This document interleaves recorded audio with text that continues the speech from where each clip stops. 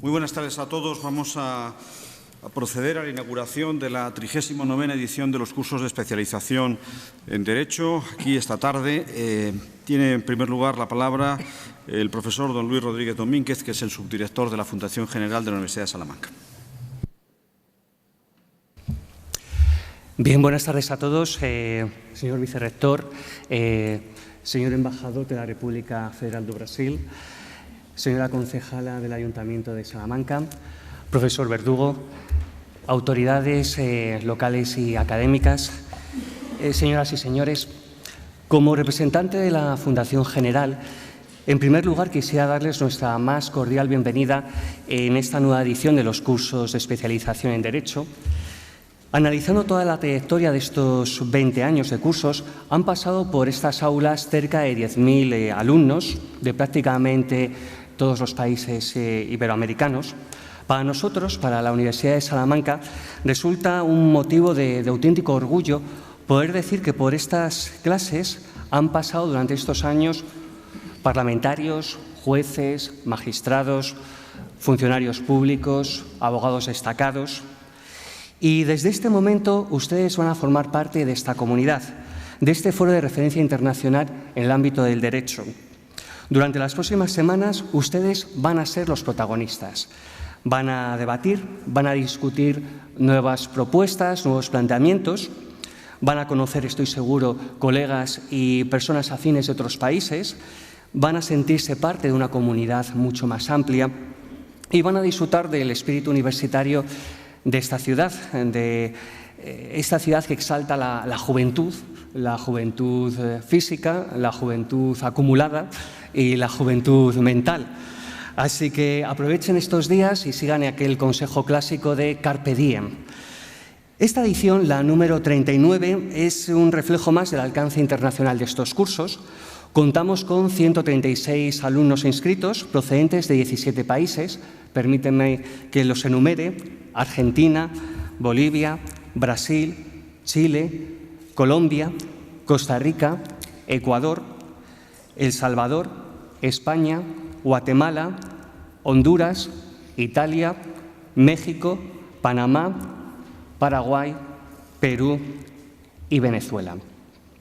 En cuanto a las temáticas de estos cursos, siempre han tratado de orientar su programa a la realidad más cercana, a los aspectos más relevantes y de mayor interés en la disciplina. Y en esta edición, fieles a ese espíritu, se han abordado temáticas de gran actualidad, como la de nueva delincuencia en el derecho penal, contratos y daños, crimen organizado, corrupción y terrorismo, asistencia jurídica a instituciones públicas dentro del derecho administrativo y financiero, la tutela de los derechos constitucionales en las democracias actuales. Para nosotros, para la universidad y en especial para la Fundación General, estos programas, estos cursos, son una de sus actividades más emblemáticas, puesto que a nosotros nos permite aunar dos aspectos en los que como universidad tenemos un especial grado de compromiso. En primer lugar, la formación continua, la formación especializada de profesionales, pero también el establecimiento de relaciones y de lazos de colaboración a nivel internacional, especialmente en el ámbito iberoamericano. Y en ese sentido, gracias a estos cursos, no solo hemos tenido un infructífero intercambio de conocimientos en las pasadas ediciones, sino que también han surgido magníficas oportunidades para establecer nuevos lazos institucionales, lazos que han contribuido al desarrollo académico y profesional del derecho en el ámbito iberoamericano. Por ejemplo, promoviendo convenios con universidades e instituciones para facilitar la asistencia de sus alumnos, de sus empleados, de sus colaboradores, estableciendo redes de colaboración y proyectos de investigación conjuntos o realizando estudios de posgrado y otras especializaciones en este sentido. Bien, no quisiera tampoco extenderme mucho más, tendremos más oportunidades de conversar en estas semanas, pero no quisiera concluir mi intervención sin antes manifestar mi más sincero y explícito reconocimiento a quienes hacen posible esta actividad.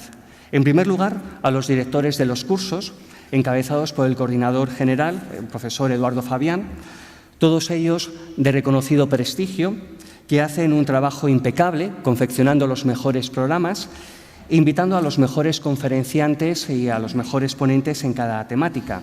Agradecimiento que quiero extender a todos los profesores y a todos los conferenciantes y en especial al conferenciante en este acto de inauguración, al embajador Antonio Simoes. En segundo lugar, al equipo de la Fundación General. Con muchos de ellos ya han tenido la ocasión de comunicarse en las semanas previas. Me consta que para todos ellos es muy grato darles la bienvenida en persona y es especialmente emocionante volver a reencontrarse con aquellos de ustedes que han participado en ediciones previas de estos cursos. Les recuerdo que todo el equipo de la Fundación General estamos a su entera disposición. No duden en hacernos llegar sus propuestas, sus sugerencias, sus comentarios que permitan enriquecer esta iniciativa formativa y explorar otras vías de colaboración. Y finalmente, mi principal agradecimiento es hacia ustedes, que, como decía antes, son los verdaderos protagonistas de esta iniciativa y que en muchos casos han realizado un gran esfuerzo para poder estar hoy aquí entre nosotros. Quisiera recordarles una de las frases sobre el conocimiento que a mí como docente, en mi caso como docente en economía, siempre más me han gustado. Decía San Francisco de Sales, obispo de Ginebra: si quieres saber mucho, estudia; si quieres saber muchísimo, investiga; y si quieres llegar a lo más alto en el conocimiento, comparte y enseña todo lo que sabes. Y eso es a lo que les invito, a compartir el conocimiento, a que estos cursos sean una experiencia de conocimiento para todos. Muchísimas gracias y bienvenidos todos.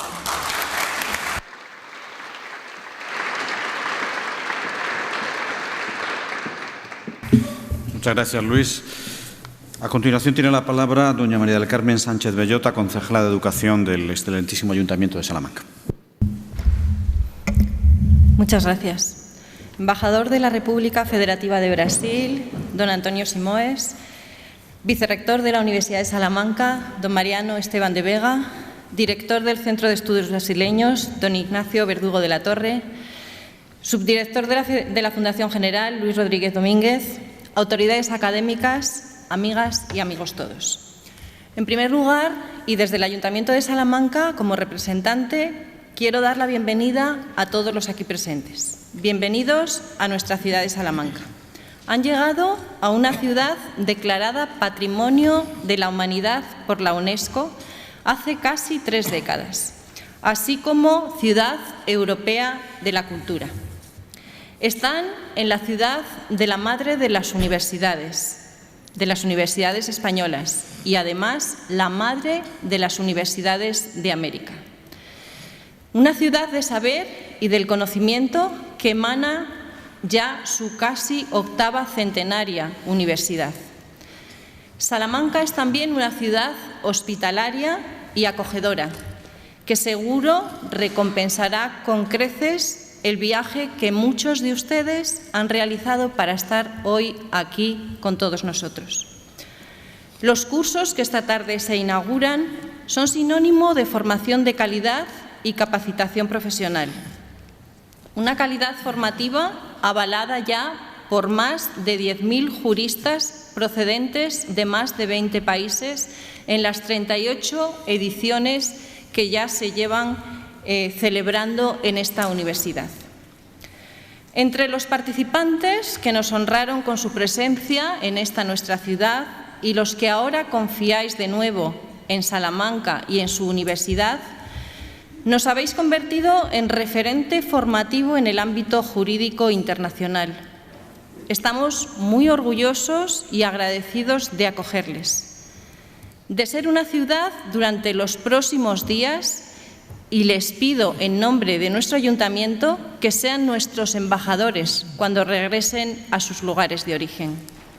Sean el altavoz de las excelencias de Salamanca, de su patrimonio artístico y monumental, del cariño y hospitalidad de sus gentes, de su riqueza gastronómica que creo van a poder disfrutar, del ambiente, de la vida de las calles y de las plazas. Les deseo que aprovechen bien este curso de especialización, que también será un foro sin duda de intercambio de experiencias entre profesionales de alto nivel.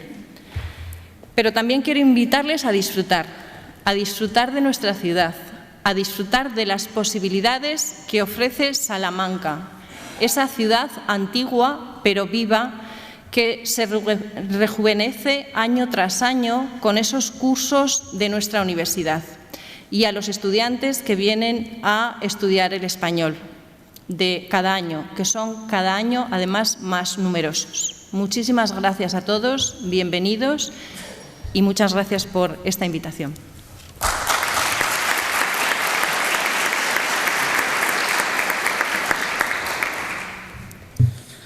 Muchas gracias, Carmen. Tiene la palabra a continuación el doctor profesor Ignacio Verdugo Gómez de la Torre, el rector Verdugo, el director de nuestro Centro de Estudios Brasileños.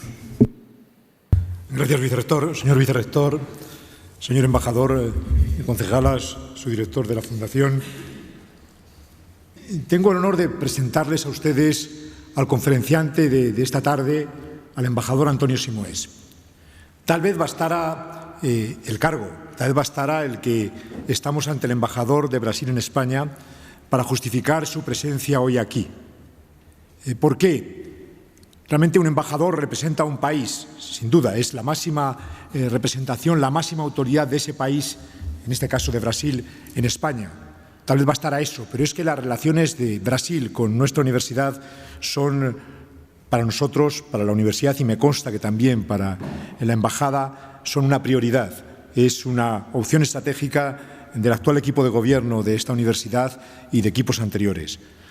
Y tanto el embajador como sus antecesores forman parte de alguna manera de nuestra comunidad. Por eso bastaría. Además bastaría porque un embajador brasileño, un diplomático de carrera brasileño formado en Itamaraty es ya una marca, una denominación de origen, sin duda, respecto a sus cualidades personales y profesionales. Pero es que, además, en este caso, no solo es el embajador, no solo es el cargo lo que justifica su presencia hoy aquí. También es su trayectoria personal y su reflexión sobre lo que va a ser objeto de su conferencia hoy ante todos ustedes. Antonio Simoes es formado en Derecho en una universidad prestigiosa que fue en su día y que es una referencia dentro de Brasil, que es la Universidad de Brasilia. Fue una referencia del cambio en el sistema universitario brasileño. Era hacerlo de forma diferente y de forma más adecuada a las necesidades de los tiempos. Y en esa universidad, también en una nueva ciudad, como en su día fue Brasilia, es donde se formó nuestro embajador. Pero es que, además, su trayectoria y su obra, porque es un embajador que escribe, su obra se centra sobre algo que para mí, con un título que para mí es de su última publicación, que refleja una opción vital y una opción personal. Dice: yo soy de América Latina. Yo soy de América Latina con lo que eso implica. Y no solamente un lugar del que eres, sino un lugar en el que te integras, un lugar que representas, un lugar que forma parte de tus opciones políticas, culturales, científicas, de tu opción vital. Porque el embajador lo ha sido en Venezuela durante 2 años, pero ha sido en los últimos tiempos, y antes de ocupar la embajada de Brasil en España, cargo que ocupa desde octubre pasado, antes de ocupar ese puesto, él ha sido el segundo del Ministerio de Asuntos Exteriores en la responsabilidad respecto a América Latina y el Caribe, en los gobiernos de Brasil. Pero además su opción, y en ese cargo ha representado a Brasil en todo lo que son organismos internacionales de integración de América Latina, en Mercosur, en UNASUR, etc. Claro, y eso me invita a una reflexión que es importante. Ustedes vienen a estudiar hoy aquí, a partir de aquí, estas semanas, a estudiar Derecho, a estudiar leyes.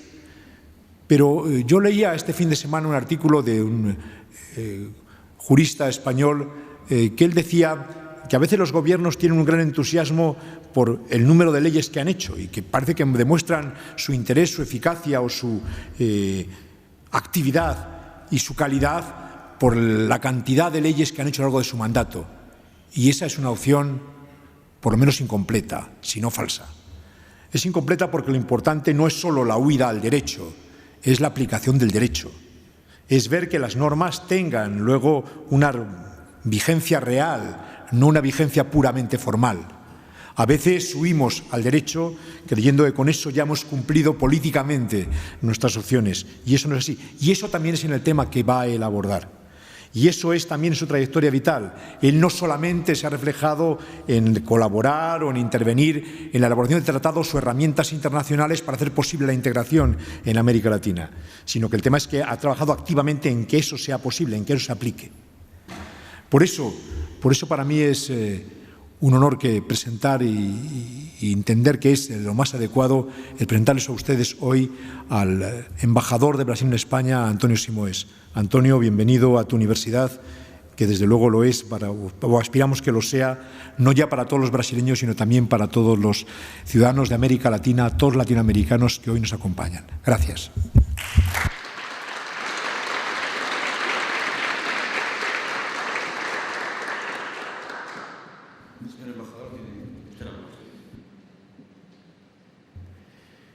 Muchas gracias. Bueno, buenas tardes a todos y a todas. Dom Mariano Esteban de Vega, vice-reitor de la comemoración del 8º centenário. Dom Luis Rodríguez Domínguez, subdirector de la Fundación General. La doctora María del Carmen Sánchez Belota, concejala de Educación. E Don Inácio Verdugo, diretor do Centro de Estudos Brasileiros.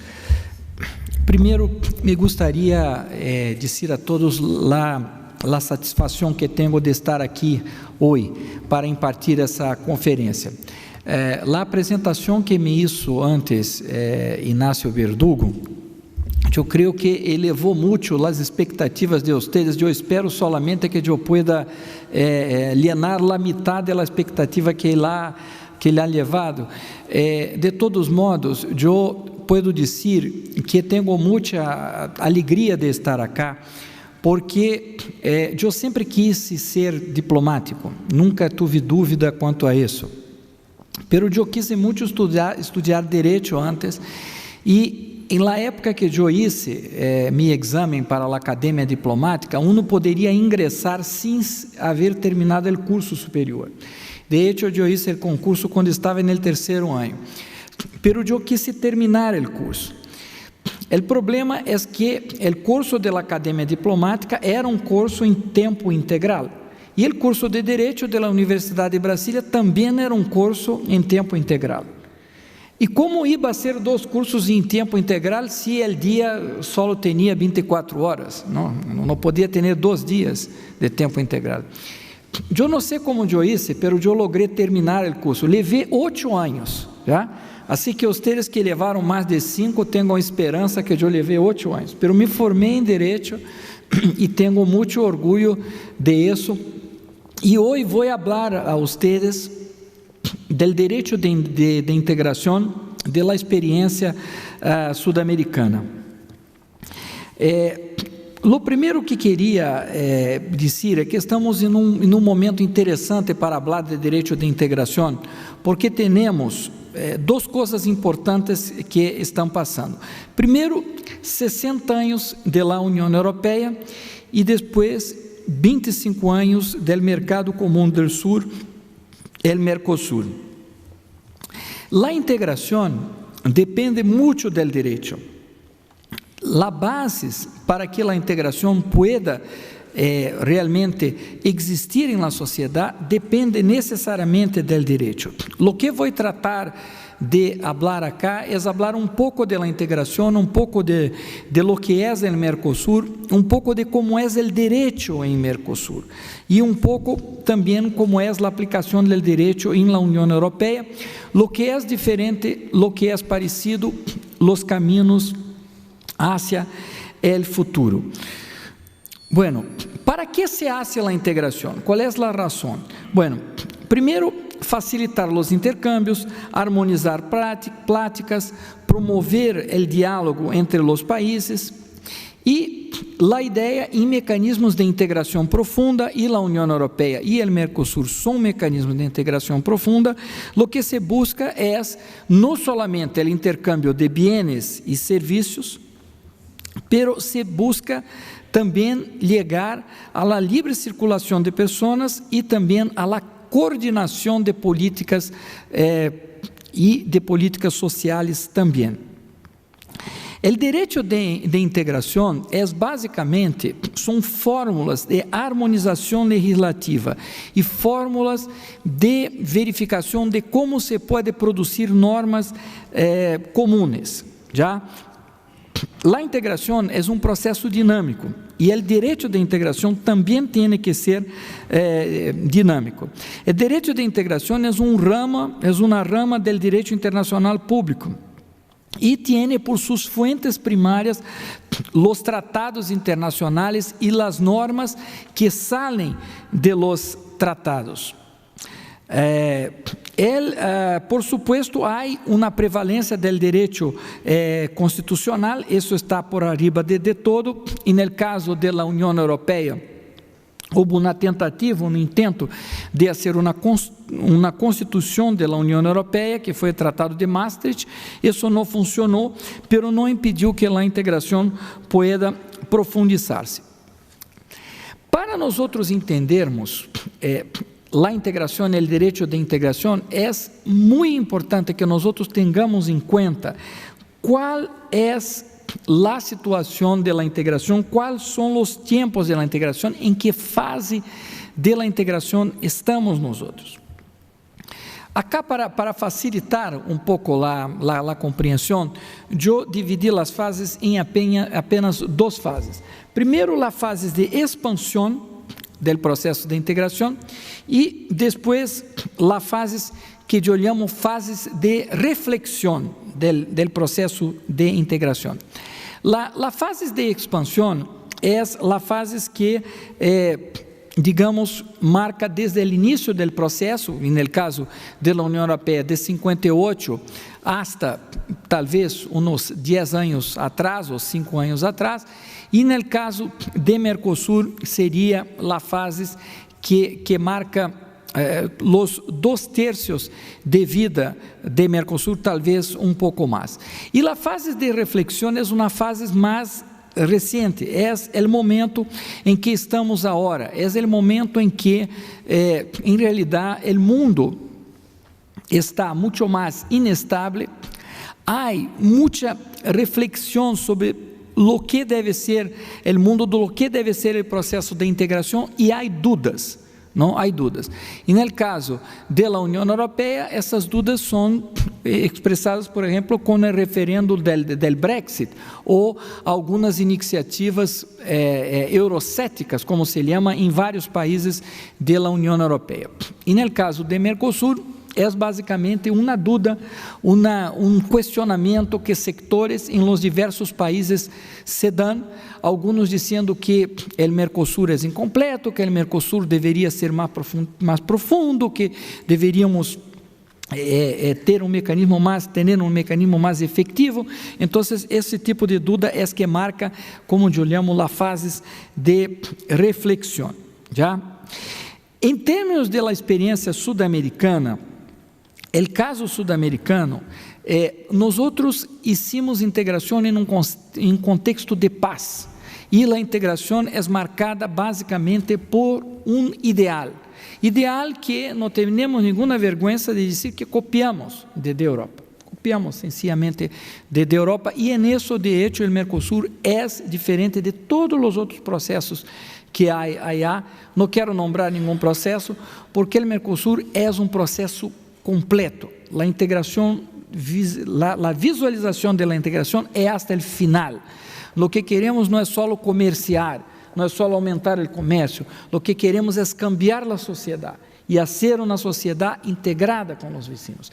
Esa es la visión de la Unión Europea, esa es la visión de Mercosur. Así que lo hacemos, y eso es muy diferente de la Unión Europea, porque la Unión Europea hace el proceso de integración después de tres grandes guerras, tres y medio grandes guerras, yo voy a llamar así. ¿Ya? La primera, la guerra franco-prusiana, las dos guerras mundiales y la guerra civil española, que fue una guerra en España, pero uma guerra no contexto europeu, foi uma prévia da Segunda Guerra Mundial e refletia as contradições que levaram à Segunda Guerra Mundial. todo esse contexto de muita muerte, um contexto muito triste, foi o contexto que generou uma base muito sólida para o processo europeu. Isso, o lado positivo de isso é que, de hecho, houve uma convicção na Europa hacia a integração. Essa convicção vem hasta hoje. E no nosso caso, não tivemos essas guerras, vivimos em paz com os vizinhos há mais de 150 anos. Pero o que passou? Nós outros compreendemos que não havia um futuro de forma aislada. Havia que copiar o modelo e havia que, de certa maneira, fazer com que, al estar com os vizinhos, pudiéramos ter o que chamamos contaminação positiva. Já? Ou seja, o direito, por exemplo, de los trabalhadores na Argentina, quando começamos isso, tinham mais direitos na Argentina que em Brasil. Hoje, a diferença já é menor, muito pequena. Ou seja, nós vamos copiando e melhorando a vida das pessoas. Por isso, é tão importante dos conceitos que temos em Mercosul. Primeiro, o conceito de solidariedade. Ou seja, não é apenas fazer trocas comerciais, é também ter solidariedade com os vizinhos. E o segundo, o conceito de la eliminação de las asimetrias, já? Que também é um conceito que existe em União Europeia, uma vez que, por exemplo, toda a ideia de los fundos estruturais, de fazer com que Espanha e Portugal pudieran estar em infraestrutura do mesmo nível do resto da Europa e todo, é algo que também copiamos essa visão para allá. Sobretudo, também um elemento fundamental que isso também vino em nossa concepção foi superar as vulnerabilidades históricas e, sobretudo, romper um padrão histórico de fragmentação, desunião e rivalidade. Isso é algo, não houve guerras, mas havia rivalidades, e essas rivalidades eram perigosas. De onde veniam essas rivalidades allá? Veniam importadas desde acá, porque a América do Sul foi, ao princípio, dividida em dois, e havia eram inimigos Portugal e Espanha, eram rivais, e isso passou para allá. Nós tivemos sorte em Brasil, porque a formação de Brasil foi por agregação. Nós éramos 3 países, Brasil e 2 outros países no norte de Brasil, que a corona portuguesa uniu e transformou em um solo país e quedou assim. E no caso da América Espanhola foi o contrário. Eram 3 grandes unidades que se dividiram em 9. Pero mirando ao outro lado como inimigo.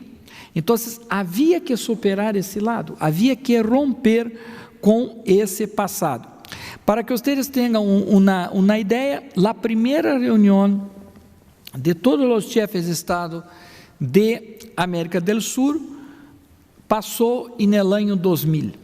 Ou seja, é muito recente. Nunca antes, apenas os chefes de Estado de América do Sul se haviam reunido. Isso foi no governo de Fernando Henrique Cardoso.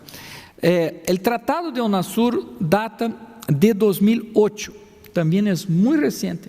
Não tem 8 anos. Ou seja, é muito novo, realmente muito novo. Um elemento central disso foi, evidentemente, a redemocratização.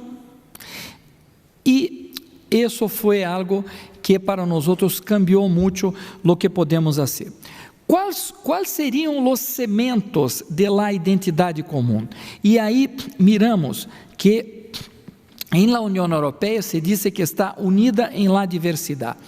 Em la União Europeia são 28 países e há 24 línguas oficiais. E no Mercosul temos 5 países e temos 2 línguas oficiais. Temos também, no caso de Paraguai, o Guarani, que é uma língua oficial, também la consideramos uma língua oficial de Mercosul, e o Guarani é hablado aún hoje em Paraguai, em Argentina e em Brasil também. Quando miramos, por exemplo, outros processos de integração, a UNASUR, que são as 12 nações da América do Sul, aí temos 4 línguas oficiais. Ingressam, además do português e do espanhol, o inglês por Guiana e neerlandês por Suriname. E quando vamos à la CELAC, temos essas 4 e mais uma, que é o francês. Qual é a experiência de Mercosul? A experiência de Mercosul foi a experiência, como eu mencionei antes, de não ser apenas trocas comerciais, não ser apenas a área de livre comércio. O que é a área de livre comércio? É que eu barro mis tarifas entre nós outros, entre os que estão aqui nessa mesa. Essa é uma área de livre comércio. E entre nós outros vamos negociar com tarifas zero. Nós outros, además de área de livre comércio, somos uma união aduaneira. O que quer dizer isso? Quer dizer que temos um mesmo arancel para negociar com o exterior. E, además disso, temos a pretensão em Mercosul de ser um mercado comum, ou seja, aspiramos a ter a livre circulação de bens, capitais e pessoas, já? E isso já existe em boa parte. Em outras partes há exceções, pero isso já é uma realidade em muitos casos. O território de Mercosul é 71% do território sul-americano, equivale a quase 13 mil milhões de quilômetros quadrados, ou 3 vezes o território da União Europeia. Já? Aí estão 70% da população da América do Sul. Em termos de PIB, o Mercosul representa mais de 5 mil milhões de dólares. Em conjunto, estão entre a 4ª e a 5ª economia do mundo, ou seja, não é pouco. Já? Em termos de comércio intrabloco, também é muito interessante o crescimento. Em 1991, teníamos mais ou menos 5 mil milhões de dólares de comércio, hoje 60 mil milhões de dólares de comércio. Esses países são países grandes exportadores de produtos agrícolas.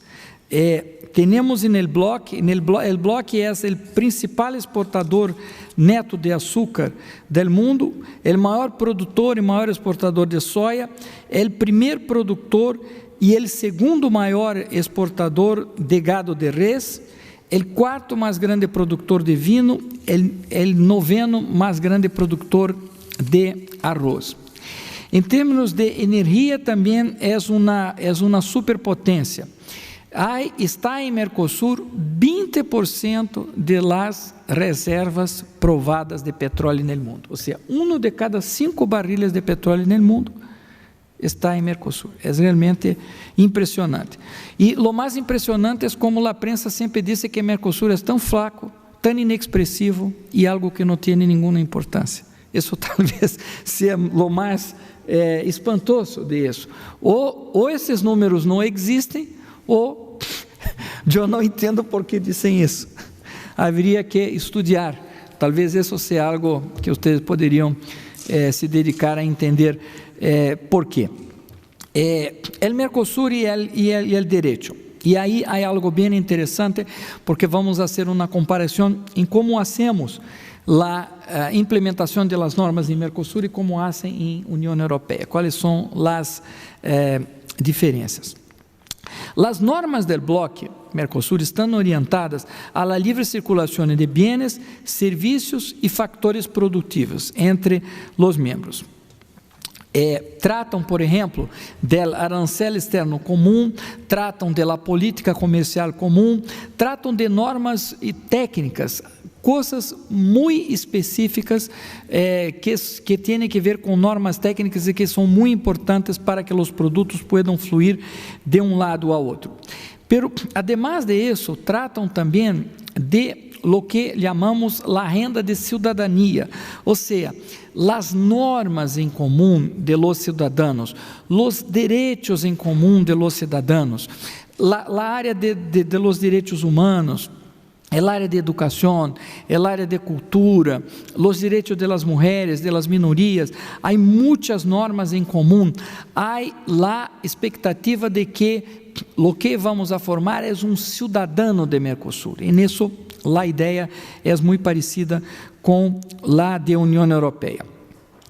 En Mercosur, la personalidad jurídica de Mercosur viene de mucho tiempo, desde el año 94. ¿No? La personalidad jurídica internacional de la Unión Europea viene en 2009. Pero hay una diferencia muy importante entre Mercosur y Unión Europea que viene desde el principio. Es que en Unión Europea ustedes trabajaron desde muy temprano la idea de la supranacionalidad. ¿Ya? Y la gran representación de la supranacionalidad es la Comisión Europea. ¿Ya? ¿Qué es eso? Es un órgano que es elegido por los miembros, pero que los miembros delegan a ese órgano la responsabilidad de negociar muchas cosas. Me acuerdo en principio de mi carrera, cuando yo era diplomático en Ginebra, estaba en lo que era el GATT, no había la OMC aún, había el Tratado General de Tarifas de Comercio, el GATT, y yo me acuerdo que en las reuniones eu veia que sentava junto, e naquele momento não havia União Europeia, mira como sou viejo eu, só havia a comunidade europeia, pero sentavam todos juntos, e um voceiro só hablava. Quem hablava era o voceiro de la Comisión, que hablava por todos os europeus. ¿Ya? Esse é o modelo europeu. O modelo de Mercosur é um modelo intergovernamental.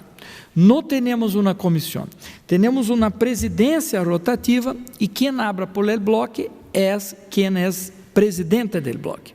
¿Ya? Esse modelo tem uma desvantagem em relação ao primeiro modelo. É que por el primeiro modelo a construção é mais rápida e mais profunda, porque há um ente que pensa por todos. Há um ente que sempre vai chegar a cada país e vai dizer, mira, usted acá me dijo que eu me ocupo de isso. Então, é muito relevante sua opinião, pero acá a responsabilidade é minha e eu lo vou fazer dessa maneira. ¿Ya? E no caso do processo de Mercosur, não, é um processo intergovernamental. Então, isso é algo muito importante de mirar a diferença. Pero, volvendo ao direito, e volvendo ao direito de integração, temos o direito primário e o direito derivado. ¿Ya? Los tratados são, por excelência, a base da integração e de essa base es que emana a voluntad exprimida por los estados. Então, esse é o direito primário. E há o direito derivado, que são as manifestações legislativas previstas em los tratados, pero que se manifestam de forma indirecta, de aplicabilidade indirecta. De isso depende, por exemplo, no caso da União Europeia, os regulamentos, as diretivas, as decisões. E, no caso de Mercosur, as decisões que emanam de las instâncias decisórias de Mercosur, que são instâncias intergovernamentais. Basicamente, são três grandes instâncias decisórias. Primeiro, o Conselho Mercado Comum, que é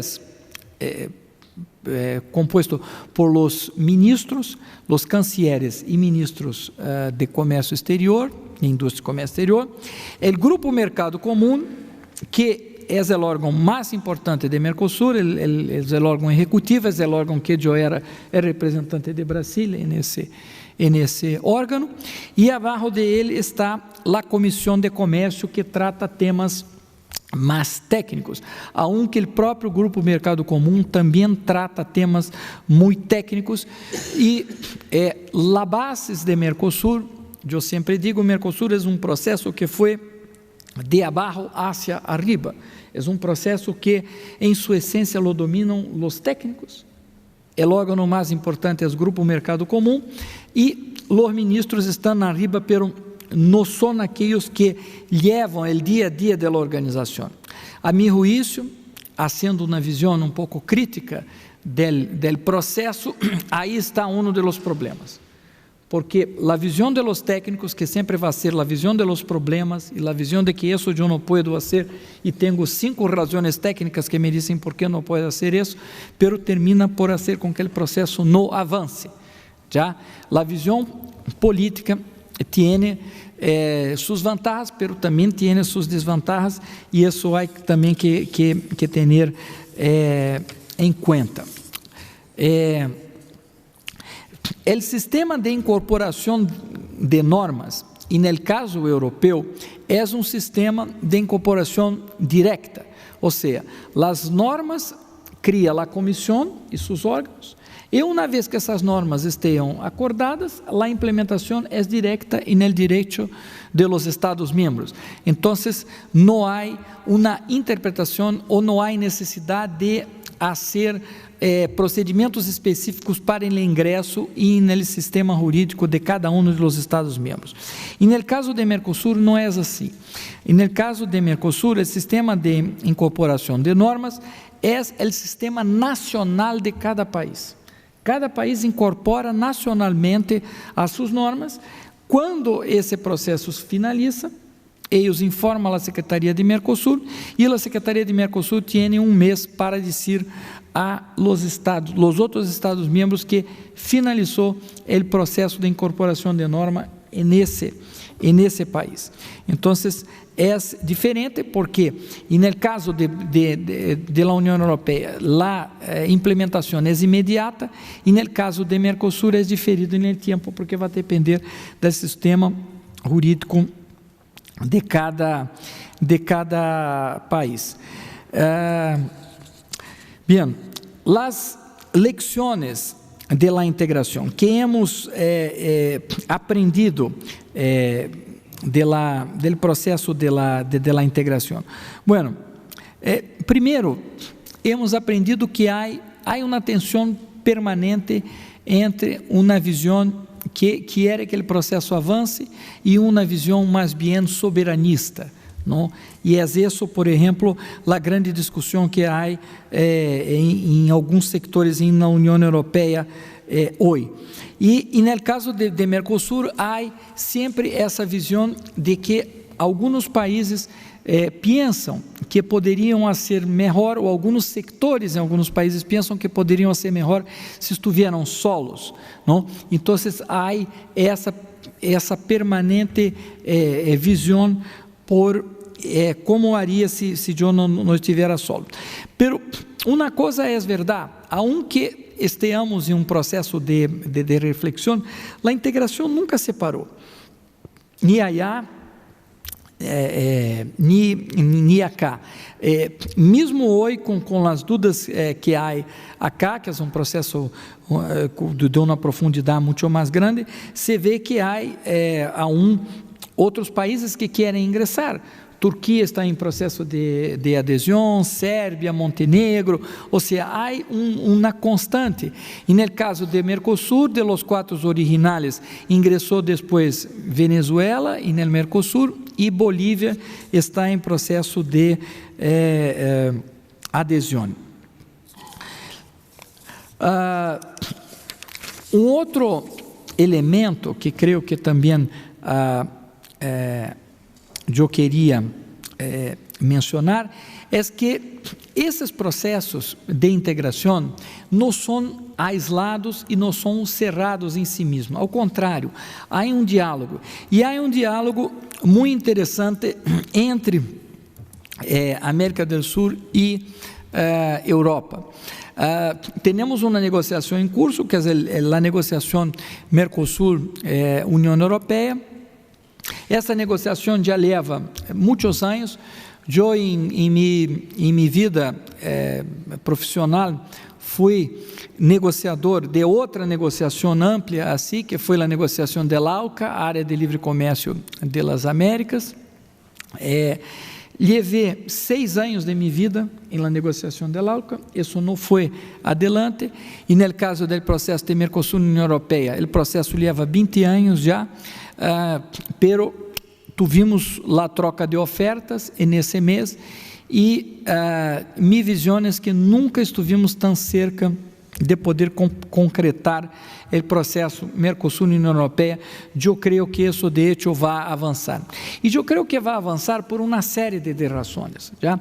Uma de elas, además de las razões econômico-comerciais que existem, são muito fortes, a gente, muitos de vocês talvez não sepam, pero Espanha é o segundo mais grande investidor em Brasil. Por sinal, é o segundo mais grande investidor em América Latina. E no caso de Brasil, só perde para Estados Unidos. Isso é um hecho de la realidade. Um outro hecho também muito interessante é o hecho cultural, é o hecho de las informações, é o hecho de la internet. Ayer eu escutava a Juan Luis Cebrián fazer uma conferência sobre o mundo digital, em que ele mostrava que de los sitios de internet em todo o mundo, o país estava situado, se não me engano, entre os 15 primeiros. Adelante dele, só haviam sítios de língua inglesa ou chinos. Tá? E ele dizia que essa posição do país existia porque haviam aí contados mais de 4 milhões de pessoas em Brasil.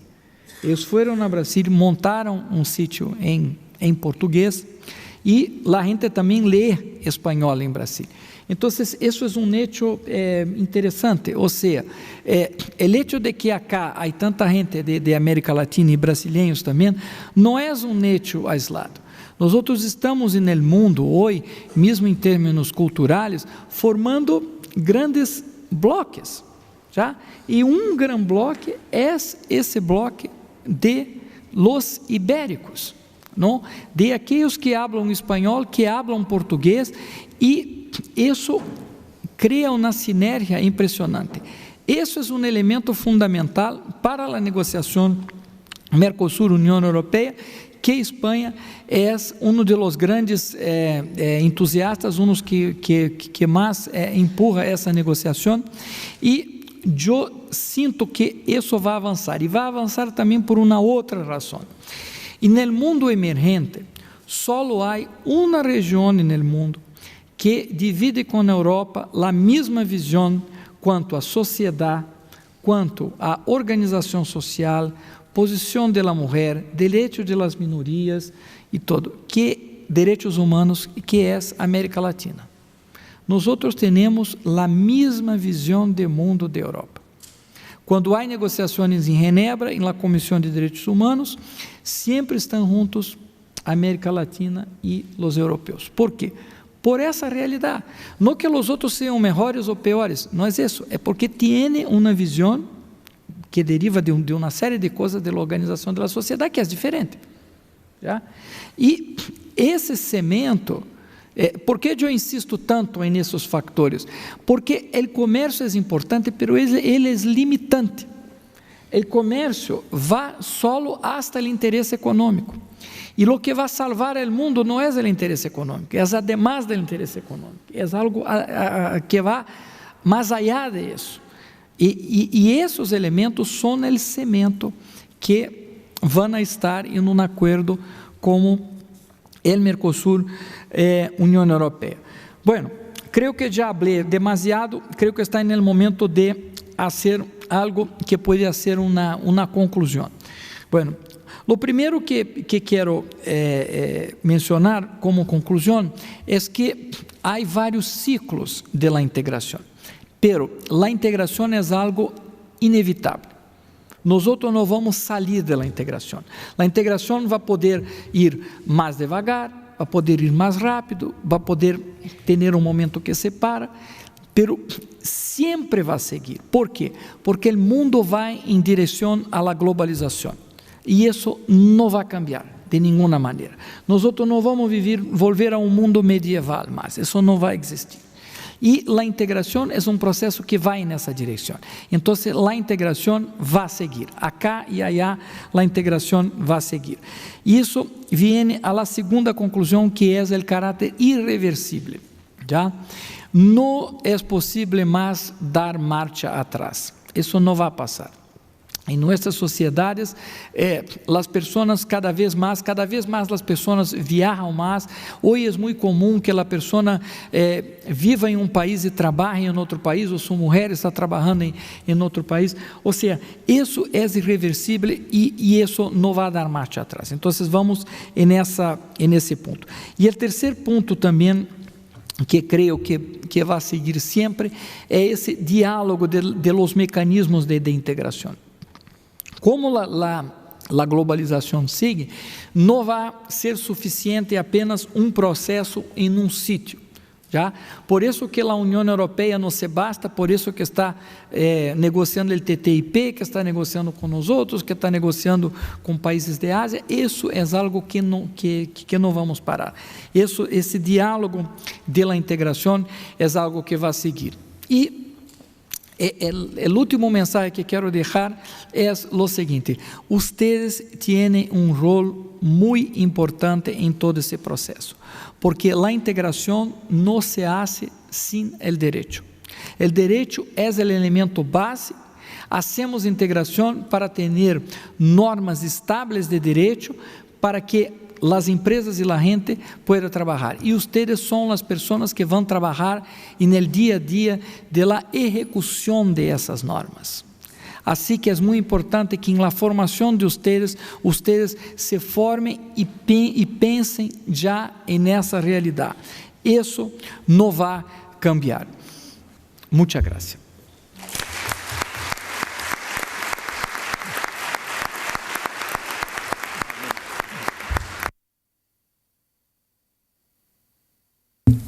Gracias, señor embajador. Enhorabuena primero por la elección del tema de su intervención, que pocos puede haber tan adecuados para un foro como este. Enhorabuena también por el excelente desarrollo de la misma. Y sin embargo, yo voy a corregir algo que dijo el rector Verdugo al inicio. Yo no le voy a dar la enhorabuena, no le voy a dar la bienvenida a nuestra universidad, porque no se le da la bienvenida a quien está en su casa. Y usted debe saber que está ciertamente en su casa. También querría decir en estas breves palabras, querría dar la enhorabuena y el agradecimiento institucional que corresponde a los responsables de estos cursos. Personificados en su coordinador general, el profesor Eduardo Fabián, en los directores, en los profesores que van a intervenir en ellos, en la Fundación General, en todo el equipo de la Fundación General, que tiene un papel esencial en la organización del mismo. Estos cursos de especialización en Derecho son una actividad formativa fundamental en la proyección internacional de la Universidad de Salamanca. Una actividad que la vincula a las élites, a los cuadros políticos y administrativos de toda América Latina. Se ha dado la cifra ya de los 10.000 alumnos que a lo largo de todos estos años han pasado por aquí. Y lo hace además estableciendo unos lazos que todos sabemos, todos los que trabajamos en la universidad sabemos que son unos lazos muy profundos, es decir, que se establecen en una ocasión, que muchas veces se reiteran y que permanecen a lo largo del tiempo. Esto es además, esta situación es demostrativa de varias cosas y todas ellas muy positivas. Una, desde luego, es la vitalidad de nuestra Facultad de Derecho, de la que sale esencialmente este esfuerzo y que demuestra en esta ocasión y en otras muchas el nivel de excelencia que ha alcanzado. Y es demostrativa también de otra cosa por la que creo que todos debemos felicitarnos, y es por una fortaleza institucional de la Universidad de Salamanca, que es su capacidad para mantener una línea continuada en el tiempo, más allá de las alternativas, de los distintos equipos de gobierno, que no siempre las instituciones, unas instituciones como las nuestras, son capaces de demostrar, de acreditar y de consolidar.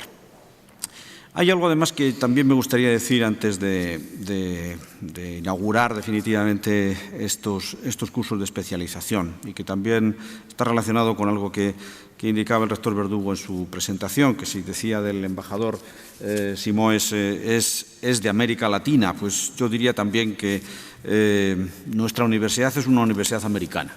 Es decir, presumimos de eso y creo que tenemos fundamentos muy sólidos para indicarlo.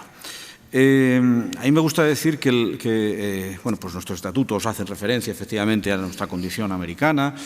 El documento más importante que las universidades tienen, aparte de sus estatutos, son sus planes estratégicos. Y ahora, en estos momentos, la Universidad de Salamanca tiene aprobado, a través de su claustro universitario, un plan estratégico general para el periodo 2013-2018.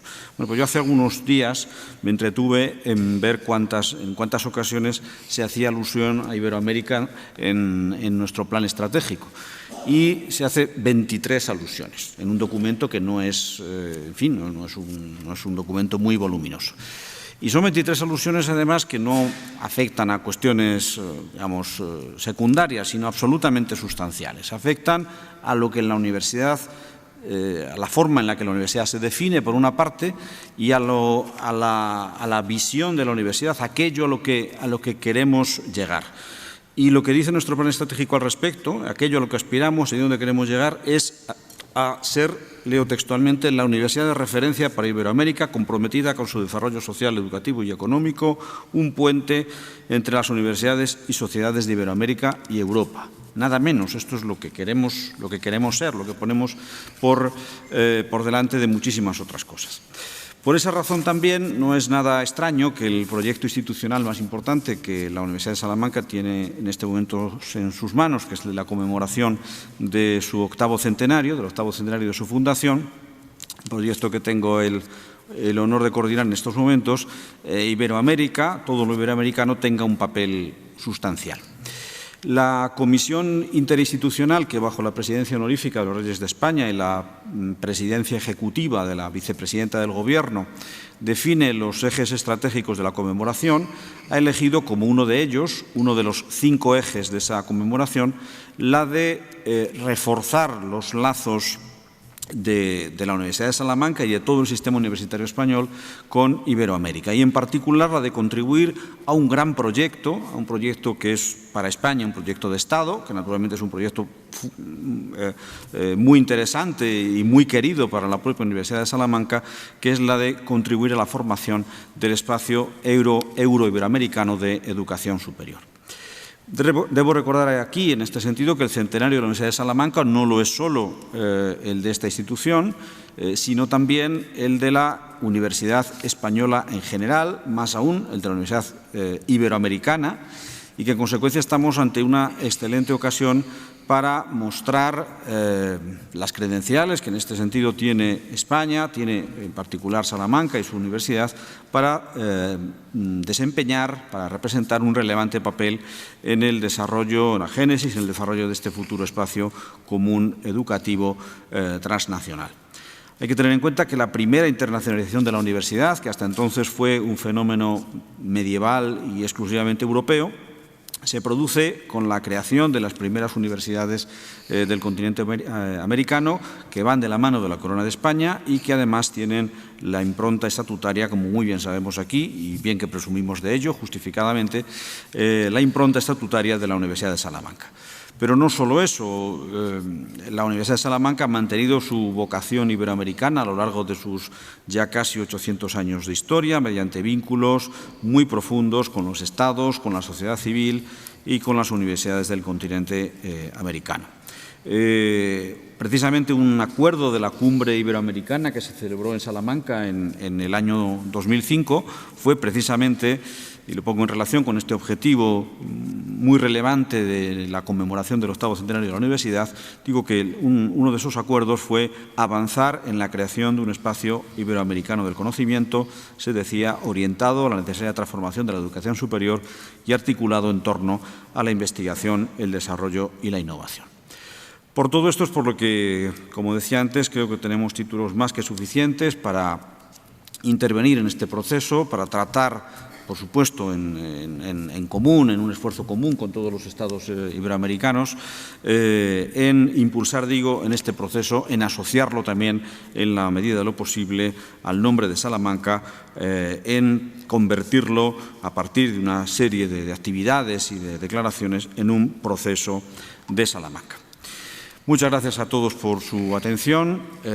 Para mí personalmente es un honor haber participado en este acto de inauguración de estos cursos. Tengo que darles también a todos ustedes, a los que han venido de fuera, la bienvenida a Salamanca, sumarme en las recomendaciones que realizó la concejala.